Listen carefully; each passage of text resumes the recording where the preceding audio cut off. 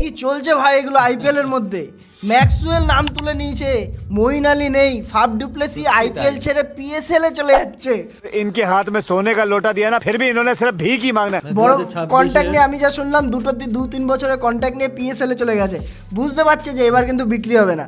আর ম্যাক্সওয়েলের যে এটা কিন্তু একটা মানে সাসপিশিয়াস ব্যাপার। সুন্দর একটা টুইট করে চলে গেছে, ও বলছে আমি এই বছর এত থ্যাংক ইউ এত বছরে আমার এক্সপিরিয়েন্সের জন্য। ম্যাক্সওয়েল নেই সেখানে, তোর মঈন আলী নেই, ফাফ ডুপ্লেসি নেই, আন্ডার রাসেল ভাই, রাসেল চলে গেল। আর কাকে দেখবো ভাই? 2026 আইপিএল মানে কেমন হতে চলেছে মানে বোঝা মুশকিল। কোর প্লেয়াররা কিছু ছিল, তার মধ্যে রাসেল আর নারিন টিকে ছিল। রাসেল চলে গেল, শুধু নারিন বাকি পড়ে আছে। আর এমএস ধোনি ইন্ডিয়ানদের মধ্যে বাদি দিলাম আমি, যদি বলি পড়ে আছে ভাই। কলকাতা আমি রাসেল ছাড়া ভাবতেই পারি না আমি এটা। একদম সত্যি। হ্যাঁ তুই ভাবতে পারিস? সেই মানে তোর কমেন্ট্রি বলবে রাসেল দা মাসাল, আমি তো ছোটবেলা থেকে দেখছি রাসেল হ্যাঁ তো মুমকিন হ্যাঁ, এরকম হ্যাঁ আন্ডার গেন্দ বাহার, মানে কত কথা আর আসবে না কিন্তু। আর শোনা যাবে মানে একটা স্যালিউট জানাই আমরা রাসেলের উপর। একটা ডেডিকেটেড ছোট্ট করে ভিডিও দিয়েছি, আপনারা ওটা দেখতে পারেন। রাসেলের কি অবদান আছে শুধু কলকাতার জন্য না, আইপিএল এর উপরে কি অবদান আছে সেটাও নিয়ে একটা ভিডিও দিয়েছি সুন্দর করে। আপনারা আই বাটনে বা ডেসক্রিপশনে লিংক দিয়ে দেবো, কি দেখতে পারেন। তো আমরা আজকে যে ভিডিওটা শুরু করব তার আগে আমি বলে দিই, স্টিভ স্মিথ কিন্তু অপ্ট করেছে আর কি আইপিএল খেলার জন্য এই বছর। গত আমরা 2-1 বছর দেখেছি, 2-3 বছর দেখেছি, ওর নাম দেয়নি। তো আজকের ভিডিও যেটা নিয়ে মেন টপিক হচ্ছে কলকাতার স্ট্রংগেস্ট প্লেইং 11 কি হতে পারে। আমরা এটা কিন্তু একটা সত্যি রিস্কি একটা ব্যাপার, ঠিক আছে? আমরা অনেক রিসার্চ করে অনেক কিছু ঘাটাঘাটি করে ডোমেস্টিক প্লেয়ার থেকে সব কিছু পাগল হয়ে গিয়ে এই ভিডিওটা কিন্তু আপনাদের জন্য তৈরি করেছি। আর এর আগে যে ভিডিওটা দিয়েছিলাম আমরা টার্গেটেড প্লেয়ার, ওর মধ্যেও একটু আলোচনা করেছিলাম যে স্ট্রংগেস্ট প্লেইং 11 কি হতে পারে, কিন্তু হালকা করে। তার থেকে মানে সেই সময় হচ্ছে রাসেল ছিল সবথেকে বড়, ওইখানে আমরা চু হয়েছিলাম। হ্যাঁ ওইখানে আমরা চু হয়েছি যে আমার বারবার মনে হচ্ছিল যে রাসেল আবার ফেরত আসবে কলকাতায়, কিন্তু রাসেল নেই। তো এখানে অনেকটা ক্লিয়ার হয়েছে একটা ব্যাপার নিয়ে যে এখানে কে হতে পারে। আর ক্যামেরন গ্রিনকে কি আদৌ দরকার কলকাতা নাইট রাইডার্সের, এটাও আমরা দেখবো। কোন কোন প্লেয়ার কোন কোন স্লটের জন্য অ্যাভেলেবেল আছে সেটাও আমরা দেখবো। তো ভিডিও শুরু করছি আজকে কলকাতার স্ট্রংগেস্ট প্লেইং 11 কি হতে পারে। তো কলকাতার কোন কোন স্লট আগে দরকার আছে আমরা সেটা যদি দেখি আগে। যা টিম রেখেছে এখন রিটেন করে, খুব সুন্দর যে কটা প্লেয়ার রেখেছে, একদম মানে একদম চখা প্লেয়ার রেখেছে বলা যাবে। কারণ এখানে পোরখা কলকাতার মাল, একদম ইন্ডিয়ান টিমে খেলার প্লেয়ার রেখে দিয়েছে। তো এইখানে যেই স্লটগুলো দরকার, মুদ্রা কথা হচ্ছে একটাও কিপার রাখেনি। তো এখানে আমার 3টে কিপার ছিল, 3টেকেই ছেড়ে দিয়েছে।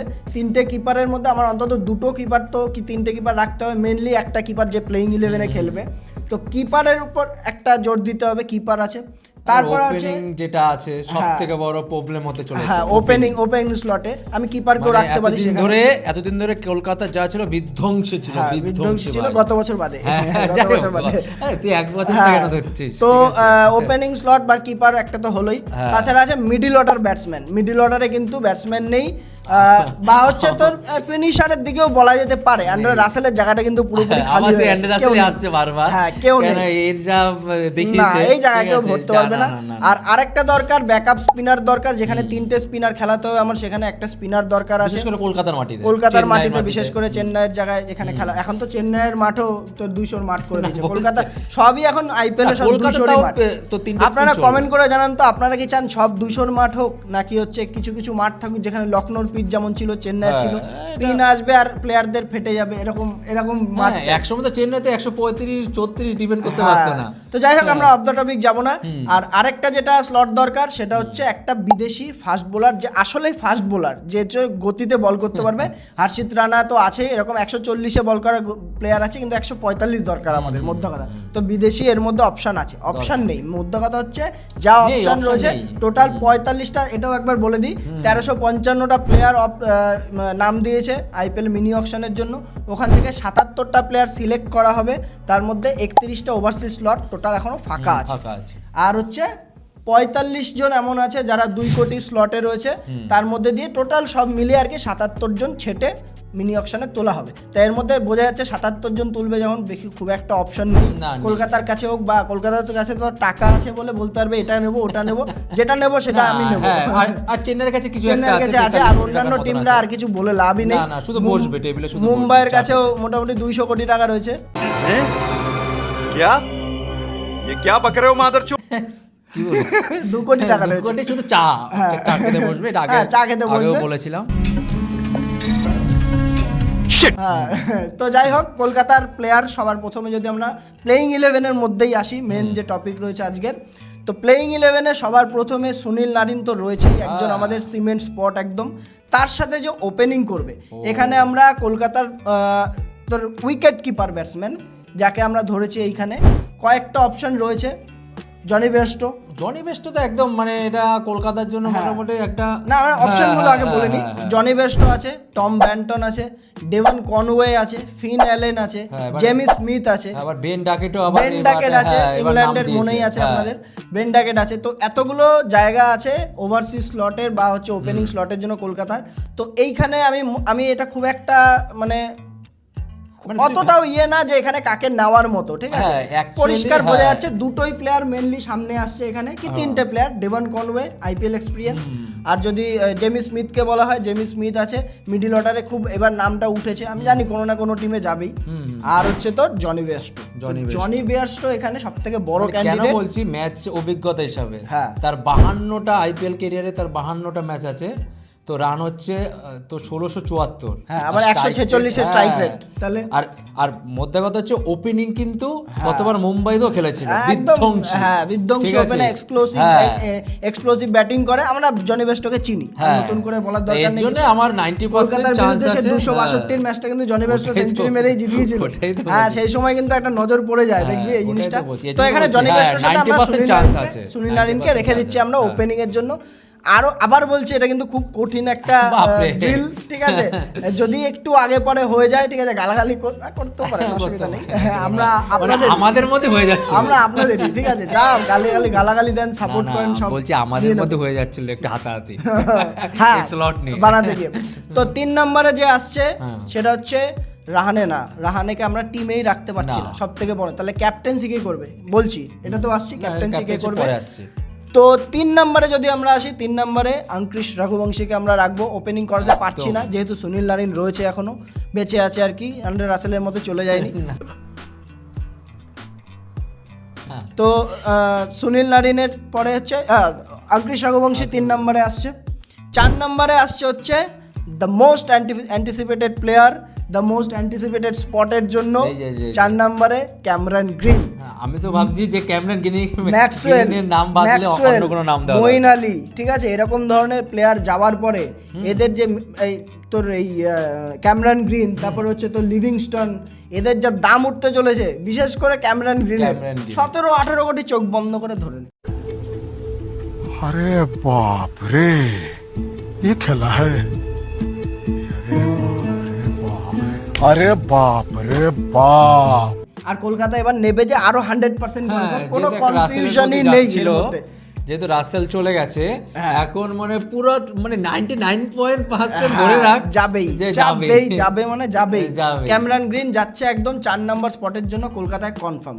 5 নম্বর যে স্পটটা আছে এটা নিয়ে একটুখানি মতভেদ থাকতে পারে বিভিন্ন রকম, ঠিক আছে, এখানে তো আমি বিদেশি প্লেয়ার নিতেই পারতাম, কিন্তু টিম আমাদের হচ্ছে না, বিদেশি প্লেয়ার নিলে আমরা আবার ভেঙ্কটেশ আয়ারকে ফেরত আনবো 5 নম্বর স্পটের জন্য। আমার মনে এর জন্যই ছেড়েছিল, এবং ভেঙ্কি আয়ারের জন্য বলেছিল যে আমরা প্লেয়ার অত সহজে ছাড়ি না, কিন্তু 23-24 কোটিটা অত্যাধিক না, এত টাকা দিয়ে নেওয়ার দরকার নেই, ঠিক আছে, পেয়ে যাবে মোটামুটি 8-10 কোটিতে তো পেয়েই যাবে। আর এতটা আমি মনে হয় না এতও যেতে পারে। অ্যাকচুয়ালি কি বলতো, সত্যি কথা বলতে পয়সার একটা প্রেশার থাকে, প্রেশারের জন্য দেখেছিস যে আইআর এর পুরো পারফরমেন্স খারাপ হয়ে পুরো ভেঙ্কটেশ আয়ার পারফরমেন্স। তো আমরা 5 নম্বরে এখানে রাখবো, কলকাতা তো হাত রাখবে যার উপরে সেই পেয়ে যাবে, এটা বলে লাভ নেই, ঠিক আছে।